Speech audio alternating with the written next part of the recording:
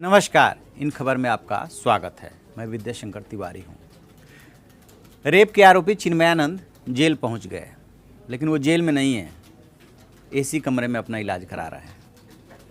यदि आपकी सत्ता तक पहुँच है तो आप अपराधी हो के भी अपराधी नहीं हैं।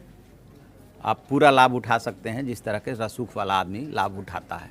सामान्य तौर पे आपने देखा होगा कि जितने भी बड़े ब्यूरोक्रेट्स या नेता गिरफ्तार होते हैं, यदि मजबूरी में गिरफ्तार भी कर लिए जाते हैं तो उनकी तुरंत तबीयत खराब हो जाती है और तत्काल अस्पताल पहुंचा दिया जाता है और प्राइवेट वार्ड में रख दिया जाता है, तो वो वैसे ही रहते हैं जैसे कि घर पर रहते हैं।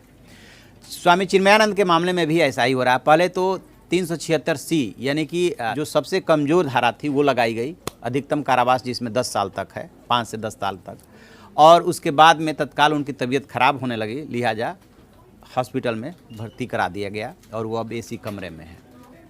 ये एक पक्ष है रेप मामले का। अब दूसरा पक्ष, जो लड़की और उसके जो दोस्त थे जिन्होंने कि उस वीडियो के आधार पे जो भी रेप की घटना उसके साथ हुई थी उसका उसने वीडियो बनाया था, उस वीडियो को थोड़ा सा लीक करके और उनको मैसेज दे करके ये कहा गया था कि आप 5 करोड़ की रंगदारी दीजिए।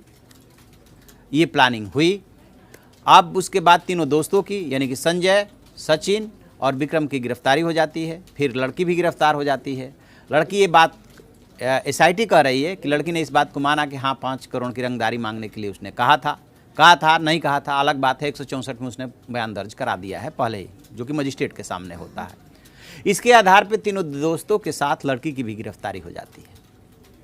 अब सवाल ये उठ रहा है, इसमें प्रियंका गांधी भी आगे आ गई हैं, सपा प्रमुख अखिलेश यादव भी आ गए हैं, बृंदा करात भी आ गई हैं, सुभाषनी अली आ गई हैं, कांग्रेस नेता राजीव त्यागी आ गए हैं। बहुत सारे नेताओं ने एक एक करके बयान जारी करना शुरू किया।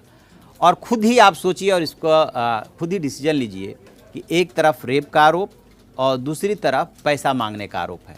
कौन ज़्यादा सीरियस है? क्या उस लड़की का मजबूरी का फ़ायदा नहीं उठाया गया? तो क्या बाबा की गिरफ्तारी होगी तो ज़रूरी है कि लड़की की भी गिरफ्तारी हो? लड़की तो कहीं भाग नहीं रही है। बाबा के ऊपर सीरियस एलिगेशन है, उनकी गिरफ्तारी होनी चाहिए। और यदि इन्होंने पैसा मांगा है, ब्लैकमेलिंग की है, तो मामला दर्ज कीजिए, कोर्ट में ट्रायल उसका होगा, उसके बाद कोर्ट डिसीजन कर देगी। तो सवाल ये उठ रहा है कि आखिरकार लड़की की गिरफ्तारी पुलिस के लिए इतना ज़रूरी क्यों था? सबक सिखाने का इरादा था कि आपने स्वामी के ऊपर सवाल उठाया तो स्वामी जी तो गए जेल में, क्योंकि पब्लिक ओपिनियन, सोशल मीडिया और मीडिया में इतनी ये बात फैल गई कि अब उससे रोका नहीं जा सकता था। चिन्मयानंद को कोई बचा नहीं सकता था, चाहे उनकी सत्ता से जितनी नज़दीकी हो। और बदले में फिर लड़की की गिरफ्तारी हो जाती है, उनके दोस्तों की गिरफ्तारी हो जाती है। तो ये सारे के सारे राजनीतिक दल और सभी लोग सवाल उठा रहे हैं कि लड़की की गिरफ्तारी क्यों की गई, और यदि गिरफ्तारी की भी गई तो स्वामी जी तो एसी कमरे में हैं और लड़की जो है जेल में है। ये समाज ही खुद इसका न्याय करे। क्या ये ठीक हो रहा है? क्या ये सत्ता से नज़दीकी का लाभ नहीं है? क्या ये यदि वो आम आदमी होता तो वही व्यवहार किया जाता जो स्वामी चिन्मयानंद से किया जा रहा है?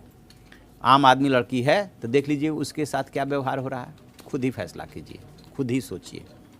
इस खबर पे हम बने हुए हैं, जो भी और अपडेट होगा हम आपको अपडेट कराएंगे। आप देखते रहिए हमारा डिजिटल चैनल इन खबर। Thank you.